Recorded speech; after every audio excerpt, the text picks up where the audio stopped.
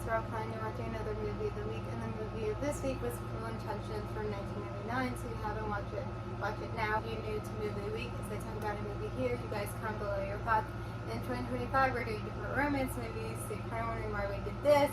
We've done a few thriller romances, but I feel like this was like very heavily, like there was a lot of romance to it. So even though it was more thriller, like we're talking about a lot of different genres to do with romance and relationships and stuff, so this made sense to do. First off, I want to say that they made a reboot of this, the TV show, which I actually felt like was okay. It wasn't like, you know, I was in love with it. I was like, okay, like I like it. Like I would have watched the second season and then it got canceled. So I think sometimes in Hollywood they can come up with new ideas. So they take something that's classic and iconic and they just try to reboot it or revamp it or something. And that's why we have the Superman and the Fantastic Four and where's the originality, you know?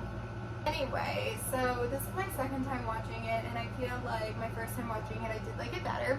And this is one of those classic movies. Like, this is a classic movie, so if you never watched it before, I'm glad you watched it because it is such a classic movie, and this movie is very notorious and known for being so classic, and, you know, it's like one of those classic movies, I guess you can say. I first want to say that Reese and Ryan, you know, they met through this movie and then they had 2 kids and got married, so crazy about them. It's interesting because we did Fear, which was another kind of thriller romance, which obviously was a different type of thriller romance, I feel like I would say, and Reese was in that, so she was just like really for that time in the 90s with these like complicated romance stories. I don't know, the whole step-sibling dynamic is always one that's like, okay, but it's like also a little bit weird, but like they were like touching into it, whatever. Basically this movie is a bet movie, so it's like someone doing a bet too, and I feel like we've done another bet this year and I called it out for being like the first bet movie we've done, but now I'm forgetting what movie that was and if it was like fully a bet, but it was something that was very heavily, I feel like, in the 90s, late 90s, and that early 2000s, where there was like a lot of bets, like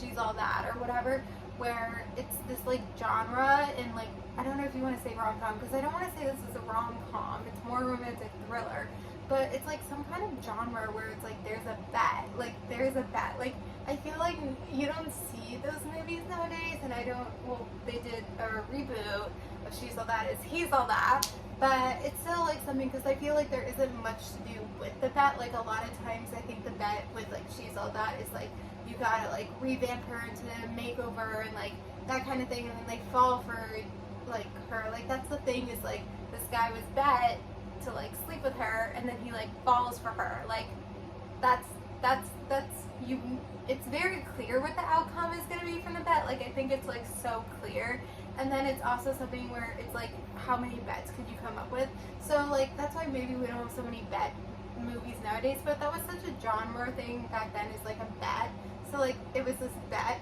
And also rewatching this time, I'm like, how did he fall in love with her? Like she made him laugh one time and he's in love with her, like excuse me, like you're that weak, like what?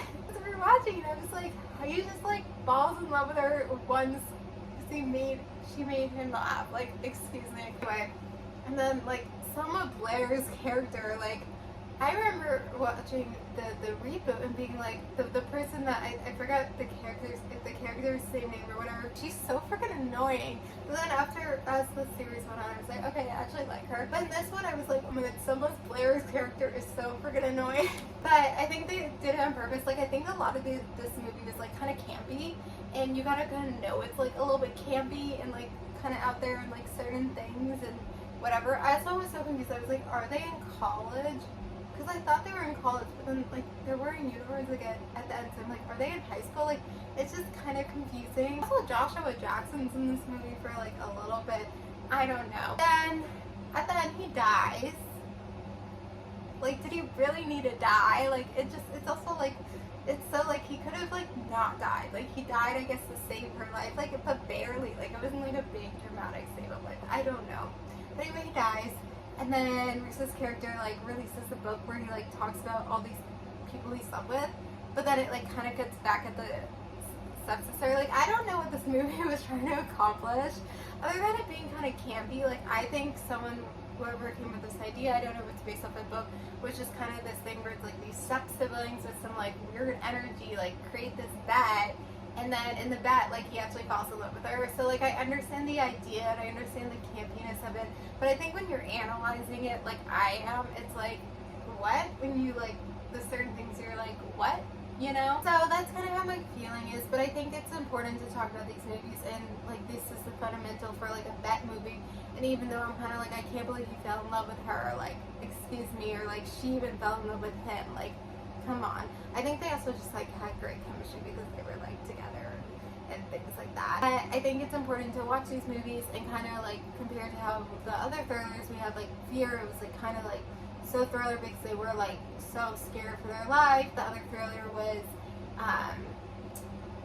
Wild Things, which was kind of more so like the thriller was there and the romance was secondary. I think the romance definitely took a lot more play into this, and like if he never fell in love with her, like I think there'd be no story. Like the thing is that he was supposed to fall in love with her.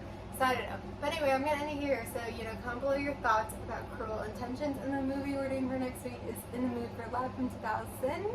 So comment below about Cruel Intentions and watch In the Mood for Love for next week. Thank you guys for watching. Like, subscribe, and bye.